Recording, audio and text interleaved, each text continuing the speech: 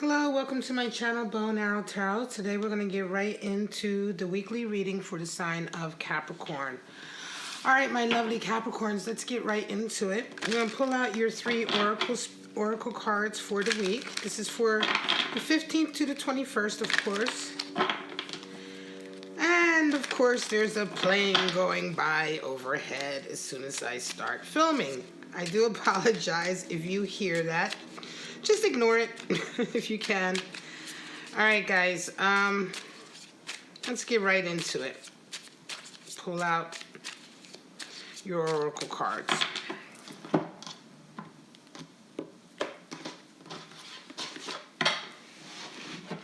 All right, Capricorn, your first oracle card is self-indulgence. You have sunglasses. Interesting. And camera. Now, self-indulgence, of course, is all about really taking care of yourself, focusing on yourself, self-appreciation, doing nice things for yourself, going out, getting massage or doing the things you enjoy doing, just having a really sort of self-indulgent week. And of course, sunglasses, interestingly enough, is all about watching and looking, waiting, for something to happen, paying attention to a particular situation and waiting for some information possibly to come in. It can be a little bit of sort of hiding, right? Hiding behind your glasses or your sunglasses, that feeling of sort of watching but not wanting people to know that you're watching. And of course there is camera. Now camera is all about reminiscing, right? Looking at old perhaps photos or replaying old events, keepsakes, things of that nature. It's all about sort of looking back at the past with nostalgia in a way, right? And good feelings, memories, looking back at memories. So let's just see what your week is going to be like as far as your animal spirits, Capricorn.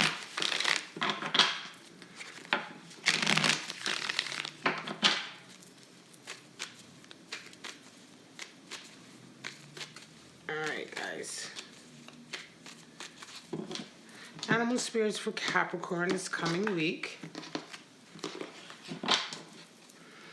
Straight out, you have the beaver, water energy. And then we've got the cosmic egg. And we have the starfish.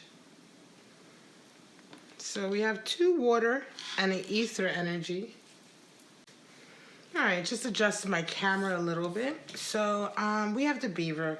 The beaver is water energy, and it is associated with being extremely hardworking and goal-orientated towards creating an emotionally stable environment, right? The beaver works tirelessly for its family to create a safe home for its family. But more than anything, the spirit of the beaver wants everyone around them that they care for to be emotionally stable or certainly emotionally supported, right?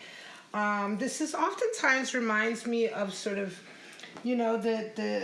even the single parent who may be working a lot of hours, and all of that, working very hard to give the family what they need, and although they may not have a lot financially, within the four walls of their home, there is so much love and there's so much emotional stability, and the parent works towards that, works very hard in a very practical, earthy way to create that environment. The beaver is a very earthy animal spirit, but it is associated with water, and one of the reasons why is because, of course, beavers build their homes in water. They build dams, and some of you may or may not know that they actually live in those dams, right? And so when you think about such an earthy creature building its home in the water, out of the earth, here you get the connection between this emotional stability that it likes to provide for its family and doing that through its hard work.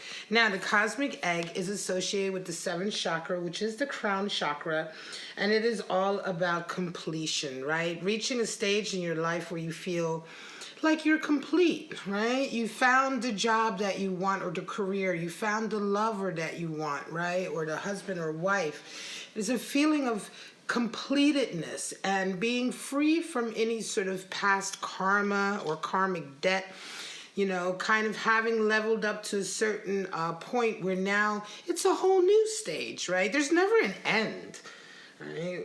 There's never a total completion. We only complete stages, you know, and then move on. And Cosmic Egg definitely indicates the completion of one stage, and also yet at the same time all of the potential for the new stage that you are about to embark on, and recognizing that potential, being free from anything that has held you back from the previous stage in your life. Now the starfish is more water energy, and the starfish is a very interesting animal spirit because it really talks about people who are extremely attractive, very beautiful on the outside, almost mesmerizing, the type of people that really just draw you in, right?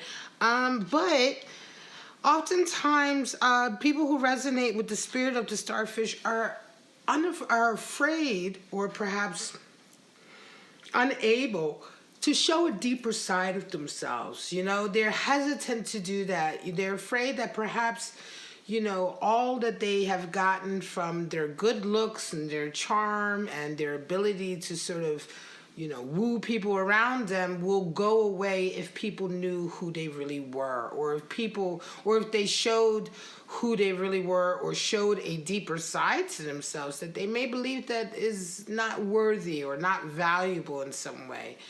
It really comes from a self-esteem issue. It's a fear that you just aren't adequate enough. And if you happen to be blessed with sort of good looks and everything like that, then it's like a fear, you know, it's the fear of who you really are inside, not being adequate enough and therefore not being worth showing. And so just relying on the exterior.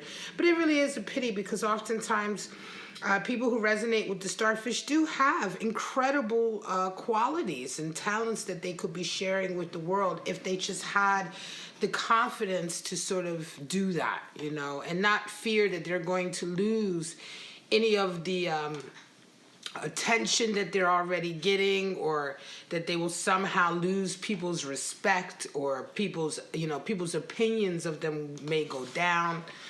You know, it's one of those, it almost reminds me of one of those movies, you know, with the ditzy blonde who doesn't want anybody to know that deep down inside she's a scientist, you know, or deep down inside she's an artist of some kind. She doesn't, you know, she just wants people to think she's beautiful, and that's it, you know, and if they know who she really is, they may laugh at her or ridicule her. And so it's, you know, the worst disservice that a starfish energy person does is really to themselves and their own potential. So don't be afraid if that's something you're resonating with. Definitely think about beginning to show a deeper sides to yourself to the world, because it will definitely make a huge difference in your outlook and in how people see you ultimately.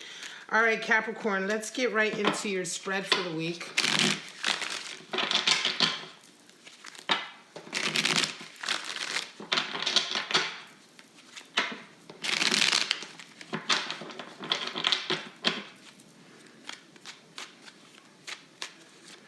What's going on, my lovely Capricorns? February 15th to the 21st. Now, my regulars know I'm going to pull out 3 different forecasts for you. They're intended to be separate from each other. So if it applies to you, that's great. But you may only even resonate with one of the forecasts or a portion of one. They are intended to be for separate Capricorns, or intended to be separate experiences for the week. Knight of Cups, Ace of Swords, and the 5 of Wands. All right, so for some of you, you're coming into the week with Knight of Cups energy in a sense that you have a desire to get with somebody, right? You have a desire to sort of express your love to someone, or certainly express your interest to someone. And you want to make a connection, right? You believe that they are the ones for you. You care about them, and you want to definitely explore that, right? Nothing's really going to stand in your way. You know, you're determined to sort of, you know, go after this love connection. Only the one thing with the Knight of Cups is he is beginning to kind of just learn who he is, or just really discover, you know, who he is emotionally. And so sometimes with Knight of Cups energy, it can be a lot of talk, right? A lot of talk that isn't necessarily followed up by too much action. Sometimes the Knight of Cups is not so committed, but yet in the same sense, you know, he is very romantic, and this is an energy of really wanting to sweep somebody off their feet, really wanting to express how you feel, verbally in communication with somebody. Knights are always air, so we have an airy aspect of cups here. So certainly talking about wanting to vocalize or communicate your love for someone and your desire to get close to them. You come into this week and you're met with an Ace of Swords, which is really sort of inspiration comes in, right? Clarity suddenly comes in. Understanding suddenly comes in. Some of you may have this week a solution that comes, that you suddenly figure out of nowhere to help you with a particular situation. This is what Ace of Swords is all about. It's about original thinking, inventive solutions. And more than anything, it's clarity. A lot of times the Ace of Swords comes and brings clarity, and it almost makes you feel victorious, like, haha, you know, I got it. I know what I need to do next, you know. You do round the week off with a Five of Wands, which is quite interesting because it's competitive. So I wonder if there is someone that you're really trying to sort of get next to, right? And although this week you may feel like, oh, you know, you have the solution of how to do that, but by the end of the week you find yourself in a competitive sort of power struggle. Could very well be that somebody's noticed your interest in this person, and now they may be jealous, or they may be engaging you in sort of a competition for this person's affections or this person's attention. In any case, it's interesting because I think this Ace of Swords brings the right idea to you. You probably do get next to your person, which is all the more reason why somebody else out there is you know, they got a case of the ass. They're not happy about it, right? Five of Wands is a competitive power struggle, oftentimes between 2, 3, or even 4 people. So just take care. It could feel very much like, you know, I wouldn't be surprised if the object of your affection was somebody who's resonating with starfish energy, because they may indeed be extremely beautiful, very, very sort of attractive and alluring. And you're not gonna, you know, you might not be the only one who's in love with them or the only one who's attracted to them. The one thing with the spirit of the starfish is that people around them can oftentimes end up fighting for their attentions, because generally somebody who resonates with starfish is just that beautiful, you know, they're just that kind of attractive. And so, yeah, you know, just brace yourself. You may be going after somebody that quite a few other people are interested in as well. Two of Swords, Judgment, and the King of Cups. Well, Two of Swords is all about that impossible decision, isn't it? Feeling like you're being forced to make a decision where there shouldn't be a decision. Two of Swords is actually Moon and Libra energy. And what that should tell you is that it's really all about balance. A lot of times this card is sort of interpreted as a choice that you need to make, but it's not. Balance is not necessarily a choice of one over the other. Balance is balance. Balance is the third choice. The third choice, which works for you, is balance, okay? So don't be forced into any kind of ultimatum or decision that you know you can't really make. A lot of times this feels pressured. It can feel like a decision that's been sort of thrown on you from the outside. You come into this week and you're met with Judgment. Judgment is all about sort of reconciliation and forgiveness. Why? Well, because what happens with Judgment is that we realize it usually comes in after a certain amount of life experiences. And for quite some time, this card has been coming up for a lot of my readings, guys. Because I just think that a lot of my collective, you know, sometimes I get certain cards that come up at certain periods of time for most of the readings. And it just speaks to me in terms of what my collective, what my watchers may or may not be going through. And I think a lot of my watchers have been dealing with reconciliation and forgiveness lately. Judgment is when you have experiences in your life that teach you things are not so black and white. You know, an example can be that when you're younger, you know, when we were all younger, and I was young once. I'm 48, by the way, so I'm not old, and I'm not worried about my age. But there was a time I was in my 20s, and when we were all in our 20s, a lot of people were very sort of opinionated and judgmental. Things were black and white, You had a certain outlook on life, right? And there was really no room for another viewpoint or room for another sort of understanding. Why? Because you didn't have that experience yet. Sometimes, there were times, another example could be like when you're younger and, for instance, say, a couple and, the one person, they're in love and the one person falls in love with somebody else and, it becomes all complicated. Well, there may have been a time in your life where you said to yourself, well, that's wrong. That's so wrong. They should be punished or they should be dumped and that's it. And never speak to them again until that happens to you. Right? Until it happens to you, until you have that experience where you are in a relationship and you just can't help it. You fell in love with somebody else. What do? And it isn't until we have, and it's not about right and wrong. And that's what judgment is. The energy of this card talks about. It really isn't, judgment isn't really about right and wrong. It's about perspective. It's about understanding, and it's about understanding the fact that any one event can be seen through so many different eyes and so many different perspectives. Who can possibly say which is right or wrong, right? You can only be true to your own moral center and your own conscience. And so judgment brings in this understanding after experiences you may have had in your life. And what it does is really increases your empathy for people, your compassion. You realize that you're human just like everybody else is human. And that is a collective sort of understanding and compassion that we sort of begin to generate in ourselves or begin to foster in ourselves. And that is the first step to forgiveness and reconciliation. So you round the week off with the King of Cups. And King of Cups, interestingly enough, is very much an energy of taking the lead in relationships or in love connections, taking the lead in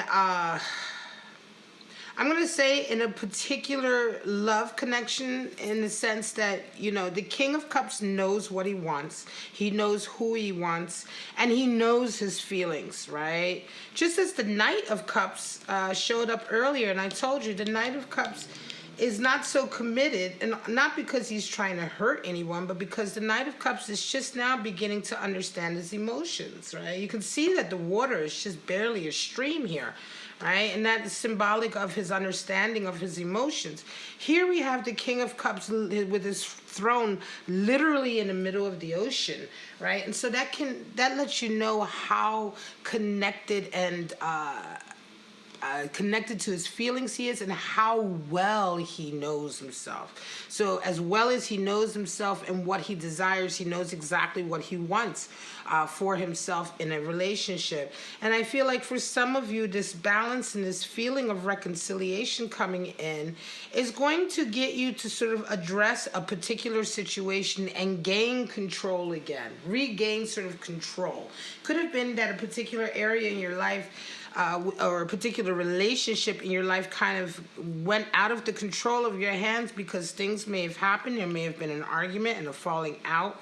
You may have felt like you were given an ultimatum, or you may have given yourself an ultimatum. And through this balance here and this feeling of sort of understanding and reconciliation that comes in here, I feel like you take the lead in sort of bringing back a relationship into your control. And I don't mean like, relationships aren't to be controlled, but it certainly feels like you're more sort of in control of your actions, right?